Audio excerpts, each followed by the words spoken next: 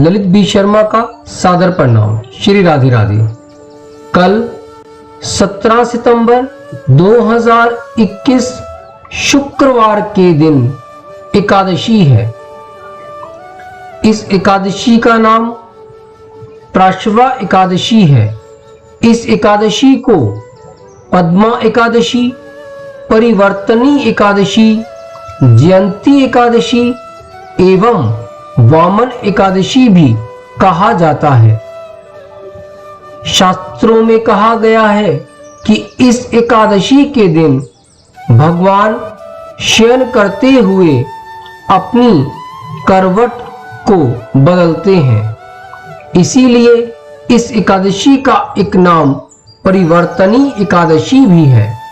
इस एकादशी के व्रत को खोलने का समय 18 सितंबर 2021 6:07 से लेकर सुबह 6:57 तक का है। इसके बीच में आप एकादशी के व्रत को खोल सकते हैं।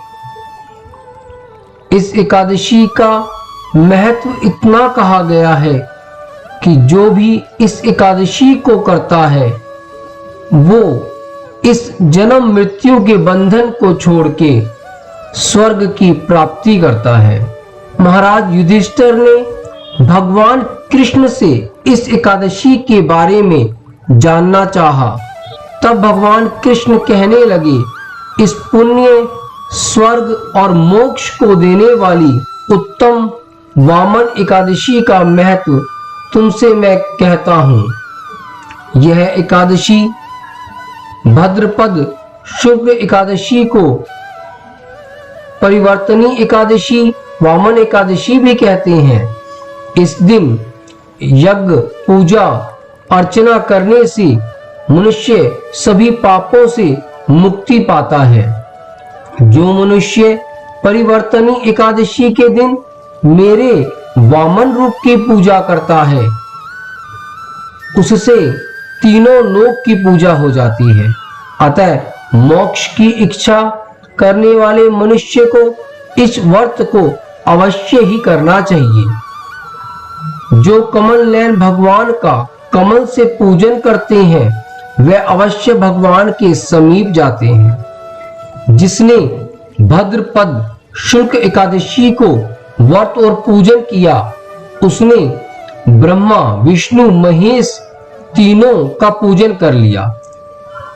अतः इस दिन भगवान की कृपा अनंत ही उस भक्त पे हो जाती है। श्री कृष्ण कहने लगे कि हे राजन, आप सब पापों को नष्ट करने वाली कथा को सुनिए। त्रेता युग में बलि नामक एक दैत्य था। वह मेरा परम भक्त था।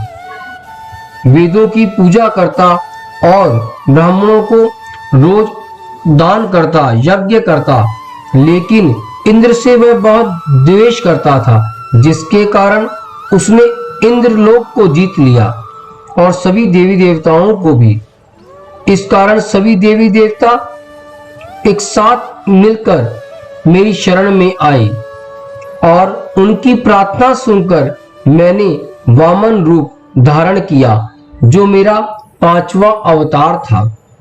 जब मैंने वामन रूप धारण किया और मैं राजा बलि के पास गया, उस समय वह यज्ञ कर रहे थे। मेरा रूप देखकर वह बहुत ही मोहित हो गए और कहने लगे, हे वामन देव, आप किस इच्छा से मेरे पास आए हैं? तब मैंने राजन से कहा कि हे राजन, मुझे तो 3 पग भूमि चाहिए बस, भगवान की भक्ति करने के लिए।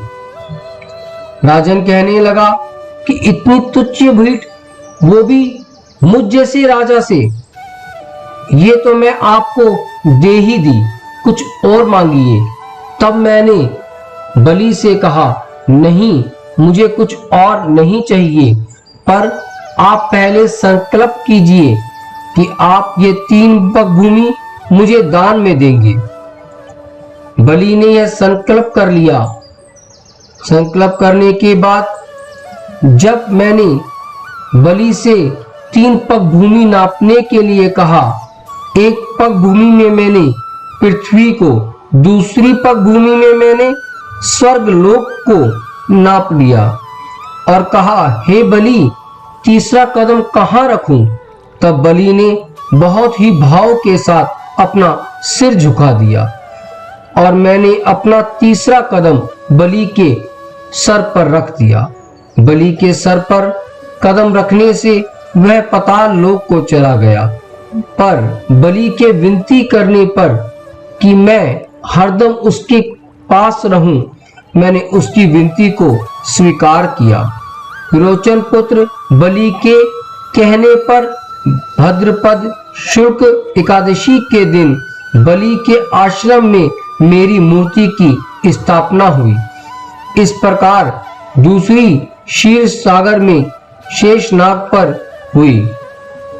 हे राजन, इस एकादशी को भगवान शयन करते हुए करवट लेते हैं, इसीलिए तीनों लोक के स्वामी भगवान विष्णु का उस दिन पूजन किया जाता है।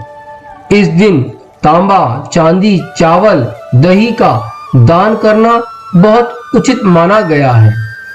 जो विधि पूर्वक इस एकादशी को करते हैं वह सब पापों से मुक्त होकर स्वर्ग में जाकर चंद्रमा के समान प्रकाशित होते हैं और यश पाते हैं। जो पापनाशक इस कथा को सुनते हैं और भगवान की शरणागत होकर भावपूर्वक भक्ति करते हैं, अश्वमेघ यज्ञों का फल प्राप्त होता है। इस व्रत को करने से भगवान अति प्रसन्न होकर अपने भक्त की भक्ति को स्वीकार करते हैं। इन्हीं शब्दों के साथ अपनी इस कथा को मैं विराम देता हूँ। मिलते हैं अपनी एक नई कथा के साथ। श्री राधे राधे।